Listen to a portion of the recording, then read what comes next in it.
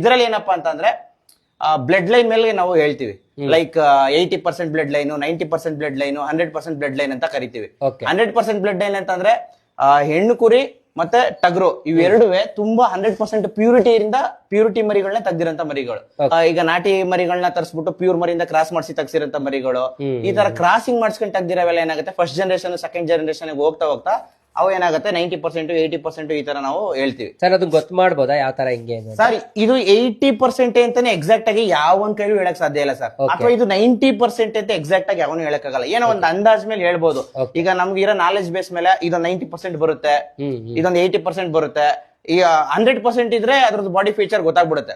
ಅದ್ರ ತಾಳು, ಬುಡ, ಎದೆ ಭುಜ ಮತ್ತೆ ಉದ್ದಪ್ಪನೇ ಇರ್ಬೇಕು, ಗುಂಡೆ ಲಕ್ಷಣ, ಈ ತರದ್ದೆಲ್ಲ ನೋಡಿ 100% ಮರಿ ಕಂಡುಹಿಡಿಬಹುದು. ಆದ್ರೆ ಈ 80% ಇದು 80 ಇದೆ ಕರೆಕ್ಟ್ ಆಗಿ, ಇದು 19 ಇದೆ ಅಂತ ಎಕ್ಸಾಕ್ಟ್ ಆಗಿ ಹೇಳಕ್ಕಾಗಲ್ಲ. ಬಟ್ ಒಂದ್ ಅಂದಾಜಲ್ಲಿ ಒಂದ್ 80-90 ಇದೆ ಅಂತ ಹೇಳ್ಕೊಬಹುದು ಅಷ್ಟೇ.